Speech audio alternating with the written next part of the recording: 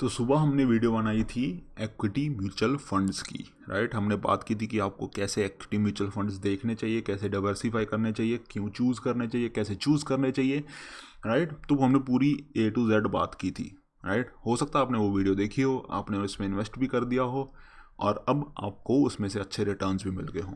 तो जब भी आपको किसी भी कंट्री में थोड़ा बहुत पैसा कमाया जाता है आपके अकाउंट में, हाँ, या फिर आपके हाथ में थोड़ा बहुत पैसा आता है, तो आपको एक चीज़ देनी पड़ती है जिससे सब लोग भागते हैं, वो होता है टैक्स, राइट। तो आज हम अभी उसकी बात करेंगे कि टैक्स कैसे बचाया जा सकता है और टैक्स कैसे लगता है एक इक्विटी फंड पे, राइट।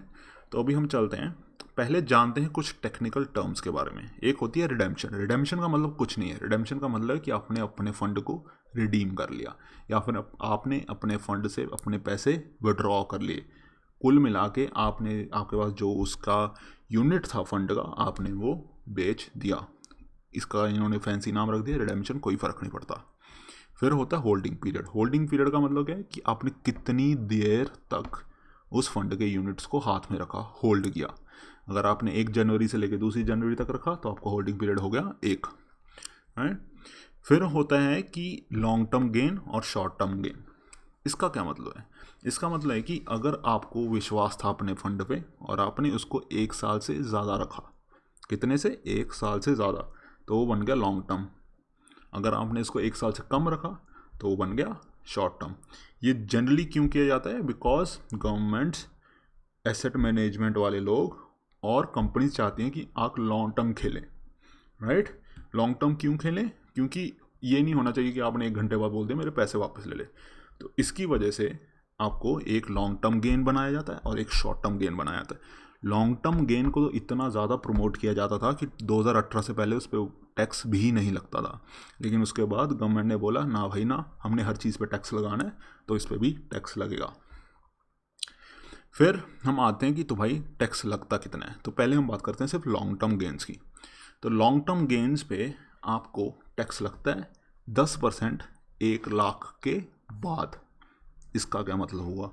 इसका मतलब हुआ कि इमेजिन कर लो, आपने लगाया 1 लाख रुपया मार्केट में, 5 साल के बाद वो 1 लाख रुपया बन गया 5 लाख।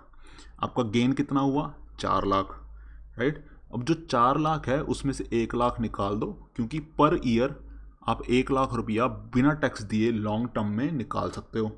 बचे कितने? 3 लाख। 3 लाख पे आपको लगेगा 10% टैक्स। कितना हुआ? 30,000। तो कुल मिला के जो आपका 1 लाख बन चुका था 5 लाख, उस पर आप टैक्स दोगे 30,000, राइट। अगर हो सकता है कि आप में से कोई इन्वेस्टर होगा जो 2018 से पहले इन्वेस्ट करके बैठा है, तो वो पीरियड को निकाल देना, क्योंकि जैसे मैंने बात किया था उससे पहले टैक्स नहीं लगता था, अब टैक्स लगता है। मोस्ट ऑफ द पीपल जो यहाँ पे देख रहे हैं वो नए होंगे, उनको 2018 से पहले का कोई लेना देना नहीं है। तो आप बस ये समझ लीजिए जितना भी आपका प्रॉफिट हुआ, जितना भी आपका गेन हुआ, उस पर लगेगा 10% 1 लाख निकालने के बाद। अगर आपका 3 लाख हुआ तो उसमें से 1 लाख निकाल दो और 2 लाख बचा लो, राइट। और मैं ये सिर्फ गेन की बात कर रहा हूँ, राइट। तो गेन का मतलब क्या है कि अगर आपने जो बेसिकली प्रॉफिट जो बोलते हैं, right, current value minus your investment, समझ रहे हो? तो जो आपका बड़ा है पैसा, तो उसको बोलते हैं गेन। उसमें से 1 लाख निकाल दो हर साल की बात कर रहा हूँ। तो ये नहीं होगा कि अगर आपने 1 साल में 3 बार रिडीम कर लिया तो आपको 3 लाख बच जाएगा। नहीं, 1 साल में एक ही बार 1 लाख रुपये आप बिना टैक्स के निकाल सकते हो लॉन्ग टर्म में, राइट। तो इससे कुछ चीज़ें आती हैं कि आपको क्या करना चाहिए। पहली चीज़ है कि आप ज़्यादा फ्रीक्वेंटली बाय और सेल ना करें, राइट। इसको ट्रेडिंग ना बनाएं, इसको इन्वेस्टमेंट ही रखें। Mutual funds, specially equity mutual funds, are investment, they are not trading. Trading is completely different, right. इसको इन्वेस्टमेंट रखें और ये ना करें कि एक दिन उसका थोड़ा सा 0.1% वो गिर गया तो बोले कि ना भाई आई एम आउट, मैं निकल रहा हूँ यहाँ से। ऐसे नहीं, थोड़ा सा लॉन्ग टर्म उसको रखें और ज़्यादा ऊपर नीचे ना करें अपने फंड को, राइट। फिर होता है कि अगर आप देखें तो यहाँ पे एक बहुत बड़ी चीज़ बोली गई है, if you keep in mind upper limit of exemption for long term capital gains is 1 lakh. और आप इसका बहुत बढ़िया यूज़ कर सकते हैं। इन्होंने ये नहीं बताया कि यूज़ कैसे कर सकते हैं, और इसका भी एक रीज़न है। अब ये समझ रहे हो कि आप हर साल 1 लाख रुपया बिना टैक्स दिए निकाल सकते हो लॉन्ग टर्म में। तो क्यों ना, जब आपको रिडीम करना है अपने पैसे, आप 1-1 लाख करके हर साल निकालते रहो। इससे आपका वैसे भी लॉन्ग टर्म हो जाएगा और आपको टैक्स भी नहीं देना पड़ेगा। और जनरली जितने भी लोग मेरे से एडवाइस मांगते हैं, वैसे मैं एडवाइस देता नहीं हूँ, because this is just for information. एक चीज़ आप दिमाग से सोच के करिए, जब भी आपको पैसे चाहिए, जब भी आपको अपने फंड्स बेचने हैं, अपने फंड्स रिडीम करने हैं, अपने यूनिट्स विड्रॉ करने हैं, कम से कम लॉन्ग टर्म की बात कर रहा हूँ, कम से कम 3 साल पहले उनको निकालना शुरू कर दीजिए, राइट। इससे क्या होगा, पहली बात तो 3 लाख रुपए पे आपने सीधा टैक्स बचा लिया, राइट।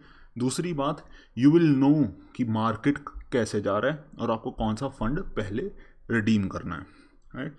फिर उसके बाद जो सबसे बढ़िया बात आती है वो होती है कि जो यहाँ पे कहीं नहीं लिखी होगी, कि अगर आपको ऐसे 1 लाख रुपए बचाना है, आप समझ रहे हो, आपको हर साल 1 लाख रुपए बिना टैक्स के आप निकाल सकते हो, तो आप क्या करो, अपने जितने भी घर में लोग हैं सब पे नाम पे इन्वेस्ट कर दो। तो अगर आपके घर में लेट से आपके मॉम डैड हैं, राइट, आपके माँ बाप हो गए, तो आपने 3 अकाउंट हो गए आपके, तो आप 3 लाख रुपया हर साल बिना टैक्स दिए निकाल सकते हो।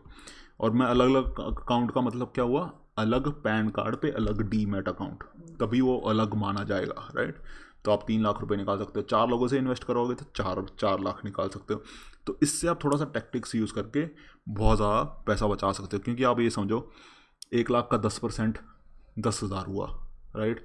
आपने 5 साल रख के उसको 1 लाख से इंक्रीज़ किया, राइट, और उसके बाद गवर्नमेंट बोलेगी कि भाई 10% तो टैक्स दे, वो बहुत दुखता है, राइट। तो आप क्या करो, ज़्यादा से ज़्यादा लोगों से इन्वेस्ट करवा लो और 1-1 लाख धीरे धीरे निकालो। हमेशा एकदम से पैसे कभी भी मार्केट से मत निकालना, क्योंकि एक तो होता है ना कि सूझबूझ होती है कि इतने पैसे एकदम से आ गए, ये आपको अभी नहीं लग रहा, लेकिन जब आते हैं तो उससे थोड़ी सी दिक्कत पैदा होती है। कभी कभी एकदम से बहुत ज़्यादा पैसे आ जाए, उससे थोड़ी सी दिक्कत पैदा होती है, ठीक है। तो अब धीरे धीरे पैसे निकालना, थोड़ा सूझबूझ से निकालना है। फिर होता है कि भाई ये तो होगी पूरी लॉन्ग टर्म की बात, हमने लॉन्ग टर्म पे इतना ज़्यादा टाइम इसलिए लगाया क्योंकि most of the people long term में ही करते हैं। फिर इसके बाद बात आती है कि शॉर्ट टर्म में क्या होता है। शॉर्ट टर्म में अगर आपने पैसे लगाए हैं म्यूचुअल फंड में, तो उस पर लगेगा भैया 15%, राइट। अब मैंने यहाँ पे एक चीज़ की बात नहीं की, वो होता है indexation, right. There is a reason मैंने उसकी बात नहीं की, बिकॉज वो एक तो बहुत कम होता है और वो काफ़ी लोगों पे लागू भी नहीं होता। अगर लागू होता तो उससे आपको बहुत ही कम रिटर्न्स मिलते हैं। इसका मतलब क्या होता है कि इन्फ्लेशन को भी आप अकाउंट करते हो अपने रिटर्न्स में, बस इतनी सी बात है। अगर आपको वो करना है, वो वैसे ही गवर्नमेंट आपके लिए कर देगी, आपको कोई दिक्कत वाली बात नहीं है। लेकिन वो एक कॉन्सेप्ट है जो थोड़ा सा आसपास हर जगह आर्टिकल वार्टिकल में आपको दिखेगा, उसको आप समझना चाहें तो अच्छे से समझ सकते हैं। दैट इज़ बेसिकली आप अकाउंट कर रहे हो इन्फ्लेशन को। अगर आपको वो नहीं करना, दैट्स ऑल्सो कूल, क्योंकि अगर आप ज़्यादा पैसे इन्वेस्ट करके बैठे हो, मैं ज़्यादा से बोल रहा हूँ 1 लाख से ज़्यादा, और आप 5 या 10 साल में निकालने वाले हैं, आपको उससे ज़्यादा फ़र्क नहीं पड़ेगा। तो सुबह वीडियो आई थी कि इक्विटी म्यूचुअल फंड कैसे होते हैं, क्या होते हैं, क्यों इन्वेस्ट करना चाहिए, कैसे इन्वेस्ट करना चाहिए, कौन कौन से होते हैं, कैसे आप चूज़ करें, कैसे आप डाइवर्सिफाई करें। अभी आपको वीडियो आ गई कि भाई आपने वहाँ पे सीख के इन्वेस्ट कर दिया, अब आप बचाएं टैक्स, राइट। तो अगर आपको ये बढ़िया लगा हो तो भैया जी सब्सक्राइब कर लेना, तभी हमें पता चल जाएगा कि आपको ये अच्छा लगा। फिर हम डेट फंड्स वगैरह पे भी ले आएंगे, स्मॉल टर्म में कैसे गेन बनाया जाए उस पर भी ले आएंगे, एफडीज़ का ऑल्टरनेटिव क्या होता है उस पर भी ले आएंगे, राइट। अगर आपको कोई क्वेश्चन है तो कमेंट्स में डाल देना, फीडबैक है वो तो बहुत ज़रूरी है, उसको भी कमेंट्स में डाल देना, बुरा वाला बोलना है वो भी डाल देना, ठीक है। अगर कोई क्वेश्चन पूछना चाहते तो वो बता देना, I will try my level best कि मैं आपका आंसर कर सकूँ। जितने भी यहाँ पे सोर्सेज यूज़ हुए हैं वो डिस्क्रिप्शन में होंगे, जो सुबह वाली वीडियो है वो भी डिस्क्रिप्शन में होगी। धन्यवाद।